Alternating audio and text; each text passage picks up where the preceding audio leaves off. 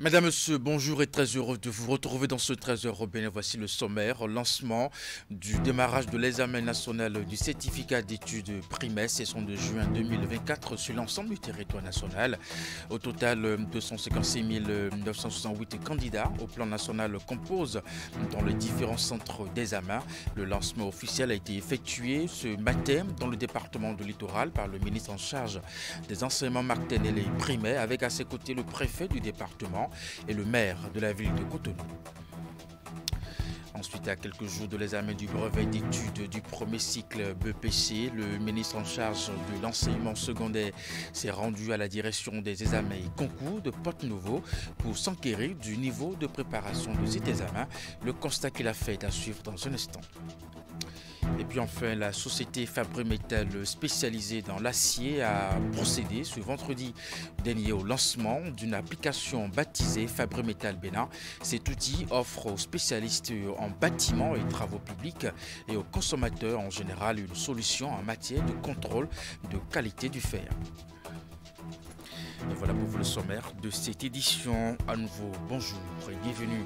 Si vous nous rejoignez ce lundi 3 juin 2024 marque le lancement officiel du démarrage de l'examen national du certificat d'études primaires, session de juin 2024 sur l'ensemble du territoire national. Au total, 256 968 candidats au plan national composent dans les différents centres d'examen retenus pour cet examen qui marque le passage de ces derniers au collège. Le lancement officiel a été effectué dans le département du Littoral par le ministre en charge des enseignements maternels et primaires avec à ses côtés le préfet du département et le maire de la ville de Cotonou. Il s'est déroulé au centre de l'école primaire publique Sikenor.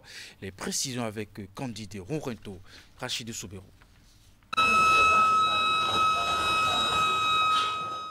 C'est parti pour 4 jours de composition des épreuves écrites, orales et sportives du certificat d'études primaires CEP session de juin 2024 dans les différents centres de composition sur l'ensemble du territoire national.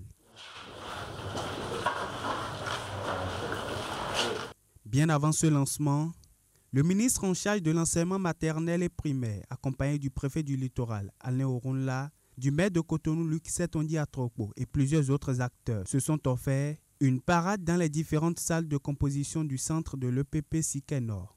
Objectif, donner quelques conseils aux différents candidats pour détendre l'atmosphère et les mettre en confiance avant l'étape fatidique. Vous n'en avez pas peur. Vous pouvez avoir 20 sur 20 en mathématiques. Il y a des enfants qui ont souvent 20 sur 20 en mathématiques. Grande est notre joie.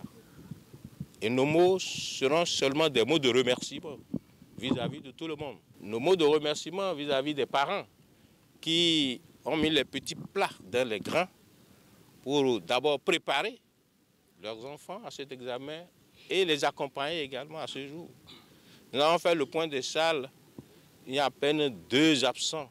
Les enfants pendant des mois sous la pluie, sous le soleil, avec l'accompagnement des parents, se sont donnés, se sont dessinés et pour les 4 jours à venir, ils devraient apporter la preuve de ce que les enseignants n'ont pas prêché dans le désert. Et je crois très bien que ça va être le cas. 489 candidats sur les 256 968 inscrits au plan national composent ici au centre de l'école primaire publique Sikenor de la circonscription scolaire de Cotonou-Siké, dont 248 garçons et 241 filles. Et ce qu'il faut remarquer, c'est la présence du gouvernement dans ce centre et le ministre a parcouru tel un métronome toutes les salles, s'est assuré que tout va bien. Et il a constaté que tout allait bien.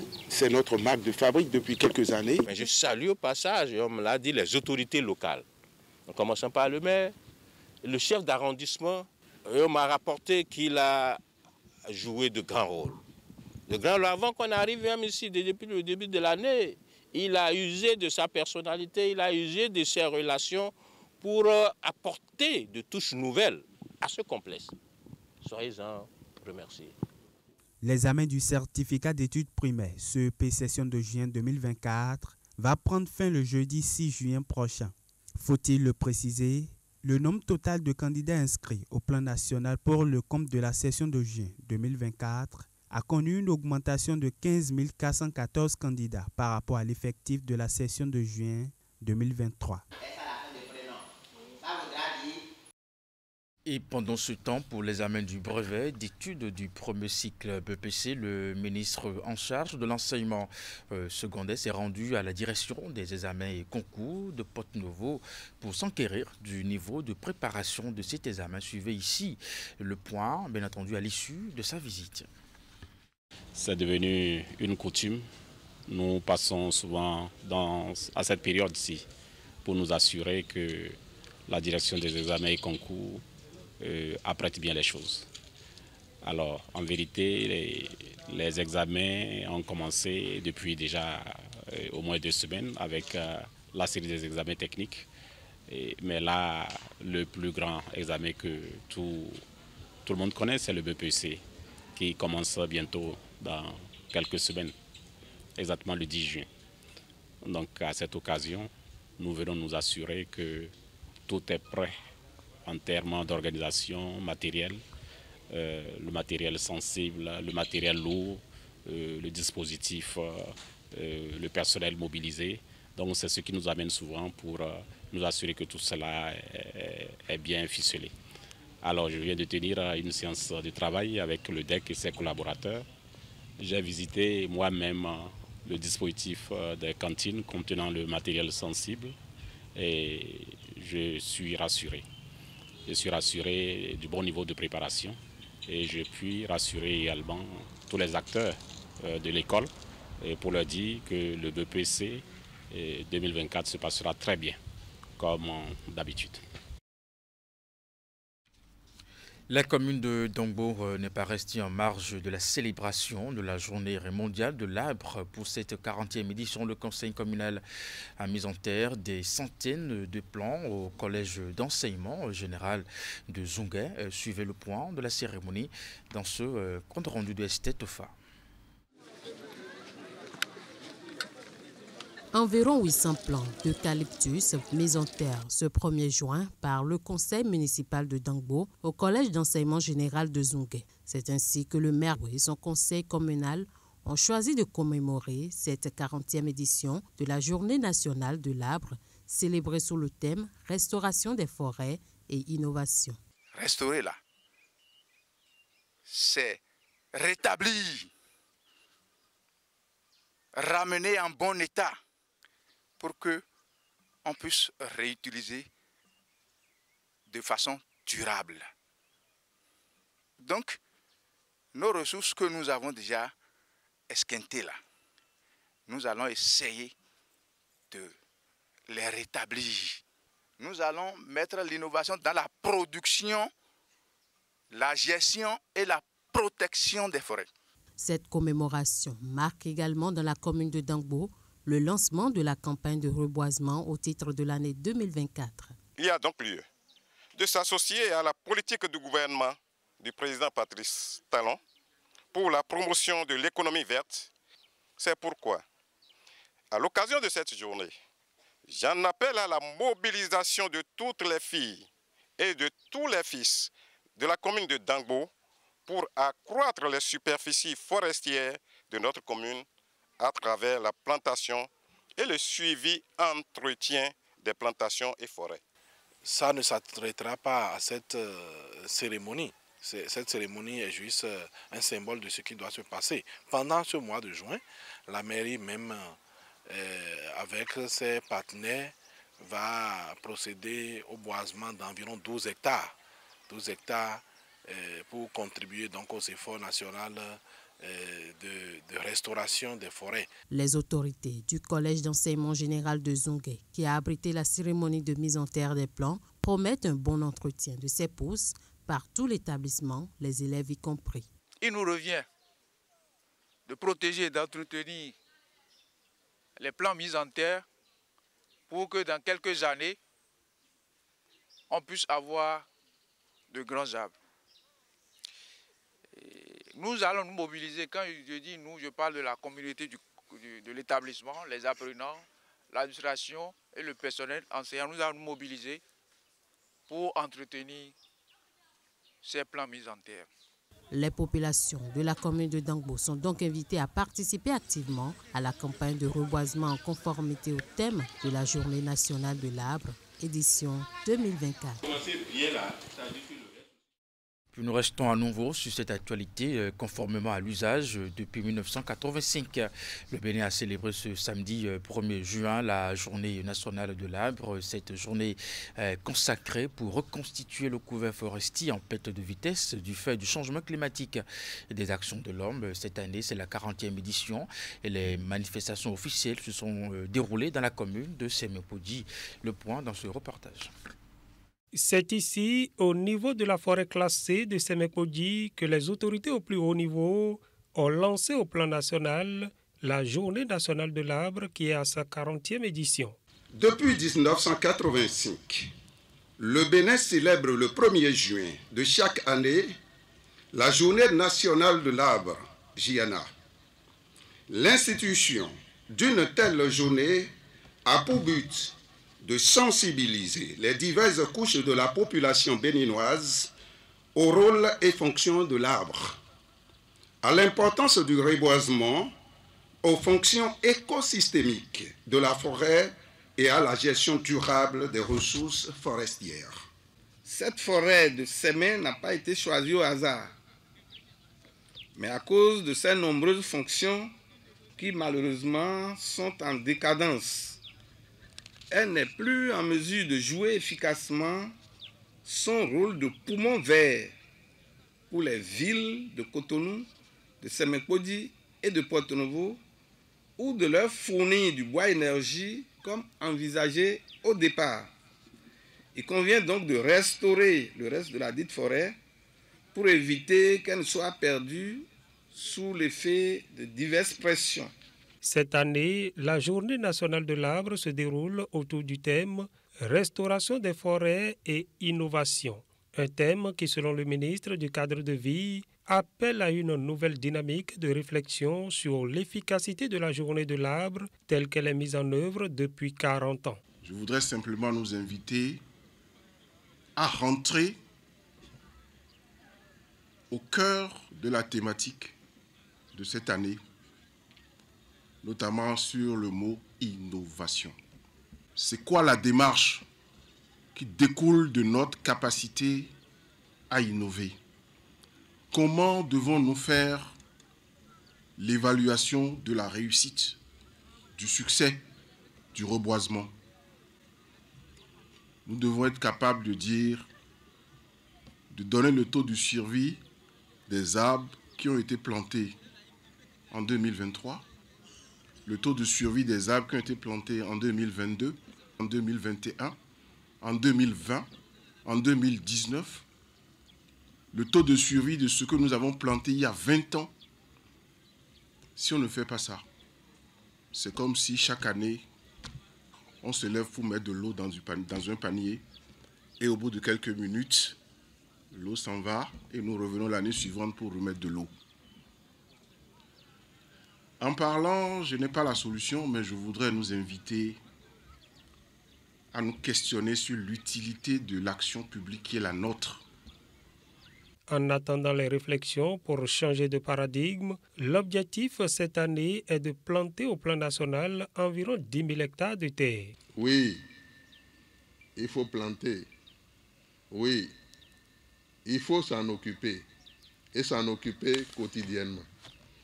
C'est dans cet esprit et cette obligation que j'invite les populations de Semekpodji à non seulement planter chacun un arbre chaque année, mais à entretenir ce qui nous est confié. Semekpodji a donné le top de la campagne nationale de reboisement et tous les citoyens, dans la mesure du possible, sont invités à planter un arbre et à l'entretenir. Dans la suite de cette édition, se procurer du citron sur le marché est devenu depuis cet temps assimilable à une mission difficile pour les consommateurs. Le produit est devenu rare. Nous sommes allés au marché justement pour faire ce constat et surtout s'enquérir de comment elle est vécue par les revendeuses. Reportage. Le citron, qu'il soit vert ou jaune, Ce fruit est prisé par les populations pour ses nombreuses vertus. Depuis quelques mois, le citron se raréfie sur le marché. 100 francs, voire 200 francs l'unité. Ceux que nous avons pu trouver sont chers. Pour les revendeuses rencontrées, plusieurs raisons expliquent cette situation. Ils empêchent la pluie de tomber. C'est une raison qui explique pourquoi le citron est cher. Sinon, avant, l'unité du citron était à 50 francs. C'est tout récemment que le prix a baissé un peu. La cherté du citron est due à la rareté de la pluie. Le manque de pluie crée la rareté du citron. Nous sommes fatigués. Les clients ne payent plus compte tenu du prix du citron, malgré nos efforts faits pour mieux baisser le prix. La cherté et la rareté du citron créent des difficultés aux commerçantes.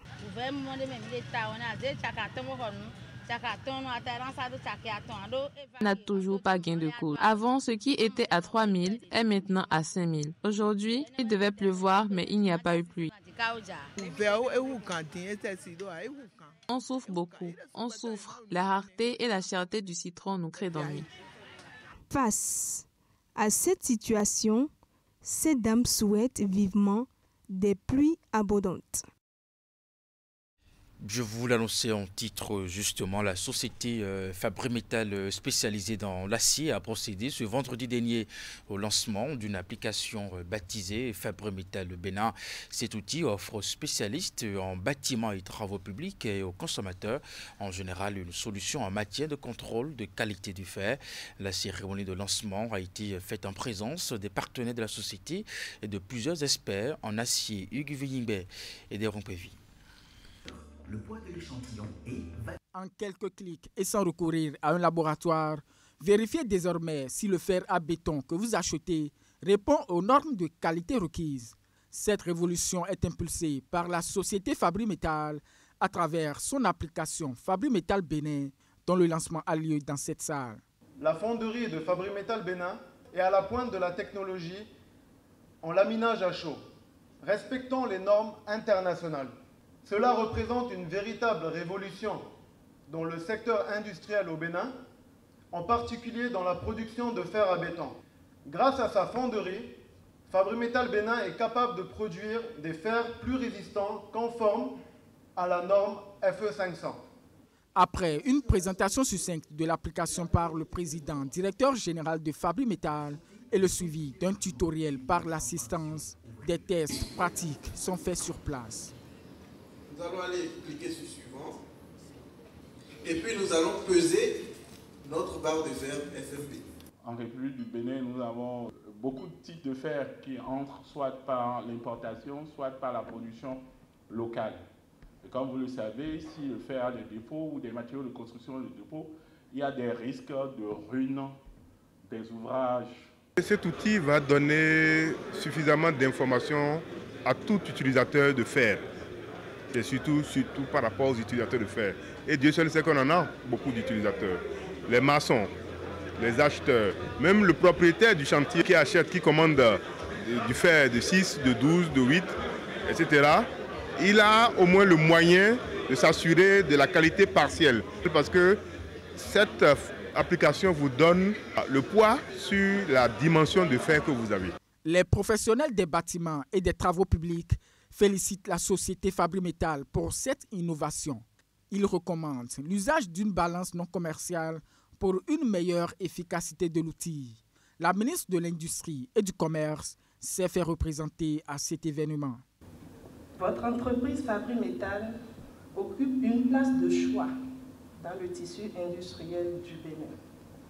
Il va sans dire que l'outil que vous nous avez présenté ce soir est une innovation dans votre domaine et ne fera qu'améliorer désormais les performances de votre société. Interface conviviale, analyse instantanée, support audio bilingue et gain de temps sont les caractéristiques principales de l'application.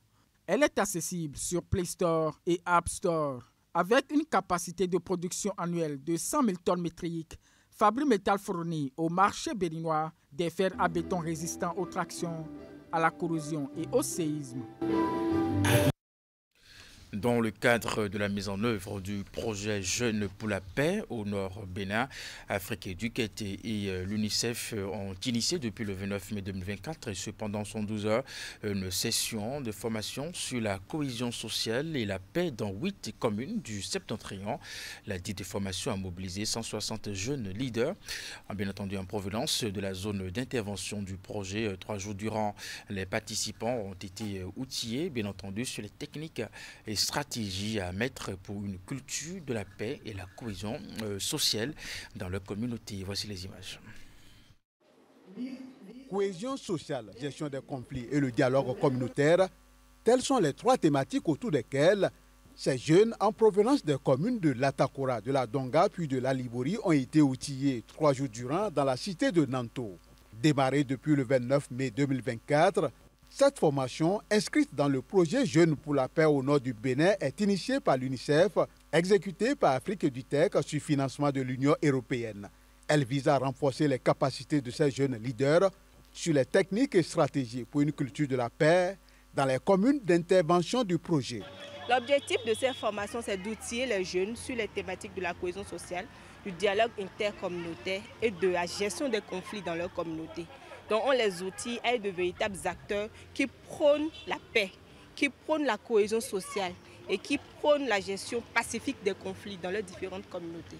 Pour atteindre les objectifs fixés, l'UNICEF et son partenaire Afrique Educate ont sollicité l'expertise de Social Change Factory, une structure sénégalaise spécialisée dans la promotion du développement personnel, le leadership civique, l'autonomisation et l'émancipation au sein de la couche juvénile. Donc on les a formés sur des aspects personnels, mais également le rôle qu'eux ils ont à jouer dans leur communauté. C'est vrai que les termes employés ont été gestion de conflits, ont été cohésion sociale, ont été prévention des conflits, maintien et culture de la paix. Mais ce qu'on a essayé de faire durant ces 3 jours de formation, ça a été d'abord le premier jour, donc dans la matinée, de travailler sur eux-mêmes.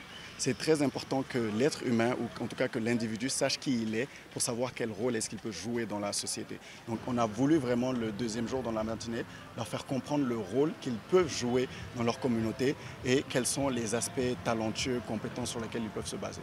Au cours de cette formation de 72 heures, Social Change Factory a adopté une démarche pédagogique purement inclusive, ce qui a permis à ces jeunes de prendre une part active au débat et tirer leur épingle du jeu. Comme vous le savez, nous sommes dans des zones de turbulence qu'on ne décrit plus à personne.